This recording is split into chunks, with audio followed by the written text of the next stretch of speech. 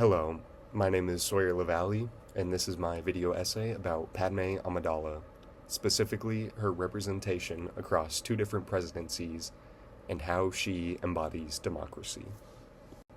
There are many aspects of Star Wars that keep people watching the franchise. For some, it is the lightsaber duels. For others, it's the special effects and fantastical story. But one of the most underappreciated aspects of Star Wars that I find engrossing is its politics. There is no better representative of the politics of Star Wars than one of the leads of the prequel trilogy, Padme Amidala. Padme has gone through two different iterations, her native prequel trilogy and the Clone Wars TV series. Each reflects the politics of the time they were released, being under Bush and under Obama, respectively. Throughout both representations, Padme remains a shining example of a democratic representative always fighting for her constituents. The problem with her being from the prequels, though, is that they were made by George Lucas. There is no doubt that George Lucas is a historic filmmaker with unique ideas that have entertained audiences for decades, but he is infinitely better in a creative role than as a writer. Lucas himself admitted in an interview with Ian Freer that he is terrible at writing dialogue. He is also infamous for his stance on underwear in space in the first Star Wars with Carrie Fisher. As stated by Michael Gordon, the reason he believed this is because flesh expands in space, which he thought would lead to Leia getting strangled by her bra. It is still unclear to this day if he knows that bras can be adjustable. This lack of understanding of women in his already stiff and practical dialogue leads Padme to feel less human in the prequel trilogy, and it's at its worst in Attack the Clones. This can be contrasted with The Clone Wars, where Padme has a whole writing room behind her, and consequently feels more fleshed out and down to earth than her movie counterpart. This is best shown by taking a quote from each piece of media. In Attack of the Clones, directed by George Lucas, Padme says to Anakin, "To be angry is to be human," at about the hour and 26-minute mark. And in the Clone Wars episode Assassin, Padme states, "Fear, in these times, is the greatest weapon wielded against those that stand up for truth and justice," at about the 13-minute 50-second mark. Both quotes carry a powerful message about the emotions felt in trying times. The difference is that the quote from the Clone Wars is spoken in front of a conference regarding refugees, and the quote from Attack of the Clones is said to her Jedi boyfriend after he slaughters an entire tribe of Tusken Raiders. On top of the different levels of writing quality, there's a more prevalent reason for the difference: two extremely different political climates in the United States. When the prequel trilogy was being produced, the United States was under the control of George W. Bush, who ushered in a war on terror and in Iraq. The war in Iraq was what defined Bush's entire presidency. In a poll conducted by Gallup asking U.S. citizens whether they favored the Iraq war when it started, 72% of them were in favor of it. This contrasts with Padme's views on the Clone Wars and the invasion of Naboo, both of which she hoped to solve through negotiation instead of conflict. Once conflict starts, though, Padme has no problem taking up arms against her combatants. In The Phantom Menace, directed by George Lucas, she storms her palace with a blaster and a group of her personal security to force Newt Gunray to negotiate the conflict's end. While it is best for her people, it does go against her anti-conflict agenda. It gets worse in Attack of the Clones. She is forced to go into hiding because she has had multiple assassination attempts against her for her opposition of the Clone Military Creation Act that would escalate the conflict between the Republic and the Separatists. Once the clones are already created and sent to Geonosis, though, she has no problem partnering with them to attempt to capture the leaders of the separatist movement. Included with Bush's war in Iraq was a domestic war on women.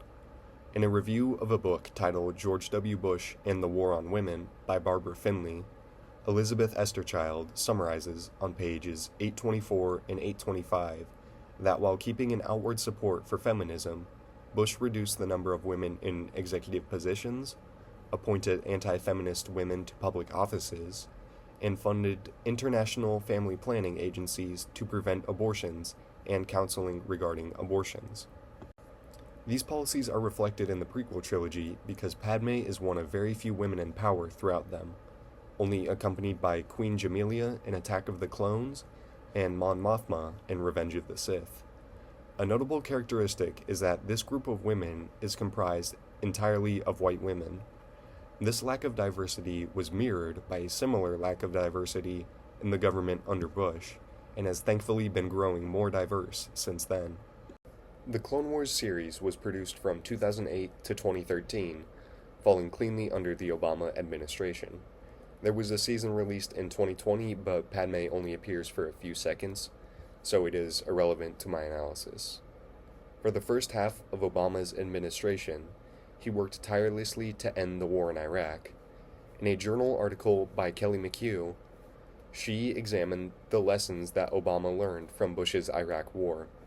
Two of the lessons that I feel reflect the most on Padme are Obama's opposition to dumb wars and his admission that wars are most successful when they are planned and approved by legislators, and she says this on pages 4 and 5. In the Clone Wars episode, Heroes on Both Sides, Padme sneaks into Separatist territory to negotiate peace with one of her old friends. The two agree that the war has gone on for too long, and that peace would be beneficial to both sides. Padme is actively breaking a law against negotiating with a separatist to end what she and many others viewed as a dumb war. She also echoed the sentiment that a war is only successful when supported by legislators. The Clone Wars only start when Padme is forced away from the Senate due to repeated assassination attempts. In her stead, Jar Jar Binks steps up as the representative of Naboo. He gets manipulated by Sith Lord and Chancellor Palpatine to give the Chancellor emergency powers in this time of galactic tension. This action and the fallout of it proves the McHugh article and Padme right that the best actions aren't immediate, they are deliberated on to ensure the safety of the people. The Clone Wars depicts Padme fighting the war in a different way from the films as well. She is rarely seen taking up direct arms against the separatist tide spreading across the galaxy. The episodes that focus on her are more politically based than action-oriented. This can be seen in the Senate Murders arc that comprises of Season 3, Episode 10, Heroes on Both Sides, Season 3, Episode 11, Pursuit of Peace, and concluded by Season 2, Episode 15, Senate Murders. Quick note, The Clone Wars is not a chronological series. This arc follows Padme's fight against a war escalation bill that includes an order for 5 million more clone troopers. This is complicated by the banking clan raising prices on loans for the Republic. This corporate corruption in government is a direct critique of the war in Iraq. According to an article by Antonia Juhas, Iraq's oil business was completely closed to outsiders before the war. But after the war, strangely enough, many global oil companies got set up in Iraq. Padme's resistance to this bill and raise in loans is a direct fight against war and the corruption of the government for the government's benefit. The government in the Clone Wars is also much more diverse than that in the prequel trilogy. Just in that 3-episode arc, Padme interacts with more women and aliens than her entire stint in the prequel trilogy. This reflects an increase in woman, African American, Asian, and Latino representation in Obama's cabinet and legislative branch, according to a journal article by Jose Villalobos on pages 20 and 21. Padme is truly an ideal democratic representative and the human symbol of democracy in Star Wars. She risked her life and sacrificed her ideals to save the people of her planet, as any good politician should do. In The Phantom Menace, Padme leaves Coruscant, the Republic's capital, after her movement to protect her planet is stuck in bureaucratic stasis to save her planet in a fight against the invading droids. She even unites the two races on her planet, the humans and the Gungans, who have been against each other for ages. When she does unite both races, she plans the attack to retake her planet, which put her deep into enemy territory to negotiate peace after blasting her way through the enemy-controlled capital. Even though she went against her anti-war stance, she did it for the betterment of her people, and goes on to represent both races of her people in the Senate.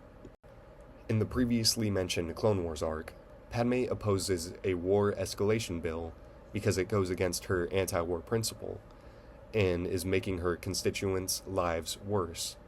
During this arc, Padme stays on Coruscant to see the bill stopped, despite enduring multiple assassination attempts.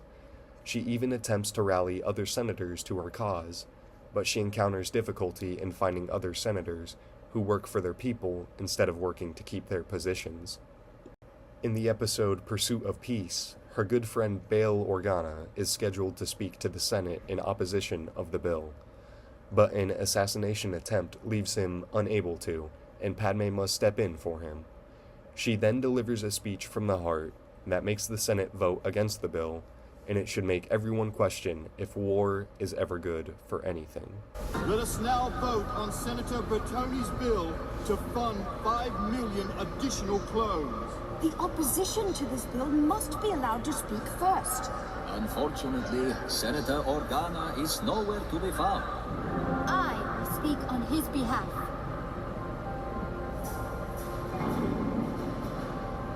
Senator Amidala will be permitted to speak. Tekla Mina. Tekla is one of my aides. Like so many of the people that we tell ourselves we're here to serve, Tekla lives in a district that rarely has electricity and running water as a result of the war. Her children can now only bathe every 2 weeks, and they have no light in which to read or study at night. The Republic has always funded these basic services, but now there are those who would divert the money to the war, with no thought for what the people need to survive.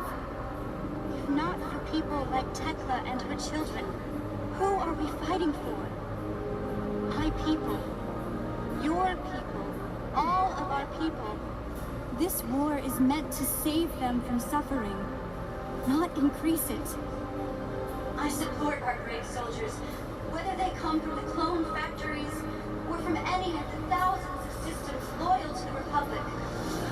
But if we continue to impoverish our people, it is not on the battlefield where Dooku will defeat us, but in our own homes.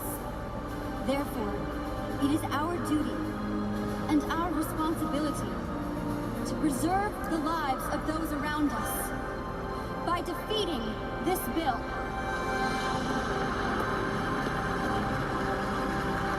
Well done.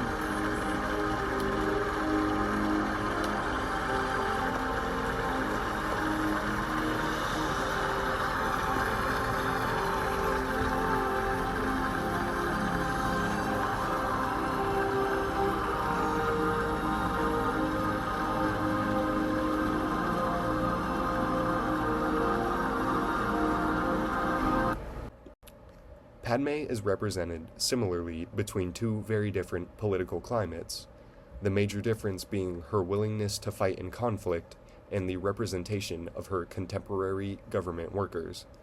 But between both representations, she remains an outstanding example of how a person should represent their people. She put her life and ideals on the line to do what was best for her people. This, to me, makes her the human ideal of democracy. Her whole life she lived to serve her people, and she only stopped when the Republic was abolished, which coincidentally lined up with her untimely death.